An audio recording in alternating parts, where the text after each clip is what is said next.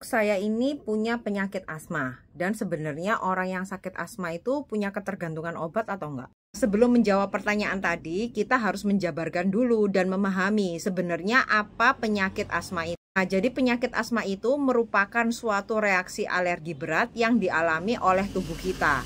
Nah, pada saat kondisi atau serangan itu artinya adalah adanya peradangan pada seluruh saluran nafas kita.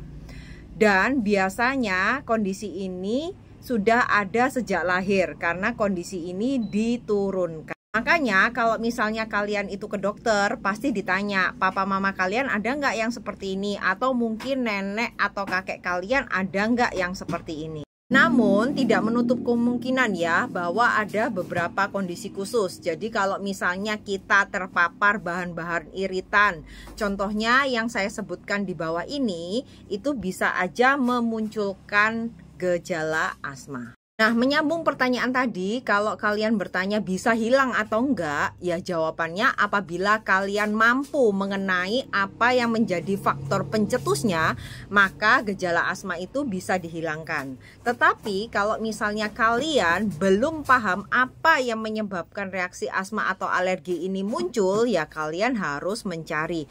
Dan itu ada tes khususnya, yaitu namanya prick test. Pengobatan asma ini apabila mulai muncul, biasanya yang paling mudah adalah menggunakan obat hirup. Namun obat hirup ini memerlukan pengobatan dalam jangka waktu yang cukup lama. Nah, oleh karena itu biasanya kalau misalnya gejalanya berat banget, aku lebih rekomendasi kalian segera ke IGD ya untuk mendapatkan terapi obat minum selain diperiksa secara fisik. Pengobatan asma sendiri ini sebetulnya tidak memberikan efek samping berupa ketergantungan. Nah, namun biasanya memang cukup mengkhawatirkan ya, karena apabila gejalanya tidak ditemukan faktor pencetusnya biasanya seringkali kambuh. Nah, tes reaksi alergi ini teman-teman kalian bisa melakukannya secara mandiri ya, dan biasanya dikerjakan oleh tenaga profesional. Nah, jadi nanti di kulit kalian itu akan diberi garis dan dikasih nomor-nomor alergen, dan biasanya alergennya itu bisa dioleskan atau diteteskan seperti di atas atau dikasih di jarum suntik di bawah subkutan. Nah, jadi penampakannya kurang lebih seperti ini ya, kalau misalnya diinjeksi di bawah subkutan, dan biasanya nanti kita amati ada nggak yang timbul-timbul kemerahan setelah alergennya ini dimasukkan, karena ini berbagai macam alergen, berbagai macam varian yang akan diuji cobakan. Nah, jadi contohnya seperti ini ya. Jadi ini ada yang merah banget, ada yang nggak muncul reaksi apa-apa. Ya, kalau misalnya kalian nggak muncul reaksi, ya berarti artinya kalian nggak alergi terhadap bahan alergen tersebut.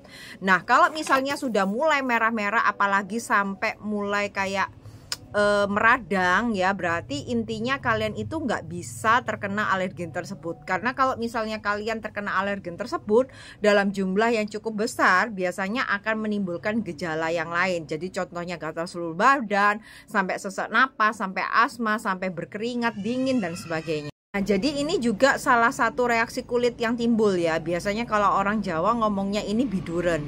Nah, tapi ini harus dicari tahu. Nah, karena apa?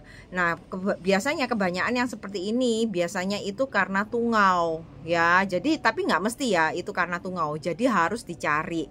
Nah, jadi langkah praktisnya adalah kalau misalnya memang kalian itu punya riwayat turunan keluarga alergi, sebaiknya kalian itu menyediakan obat anti alergi di rumah ya, baik hirup maupun tablet. Tapi kalau misalnya ringan biasanya tablet. Kalau hirup itu biasanya yang cenderung memang punya reaksi alergi dan cenderung punya asma, biasanya gitu ya.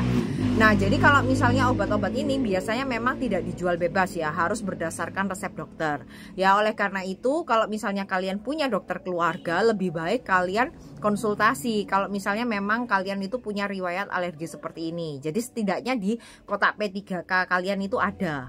Kalau misalnya kalian nggak paham tentang penanganan seperti ini dan gejalanya berat sekali, lebih baik kalian segera ke IGD untuk penanganan lebih lanjut. Nah, kalian punya pengalaman apa sih mengenai seputar alergi dan alergen seperti ini serta asma? Ketik di kolom komen ya.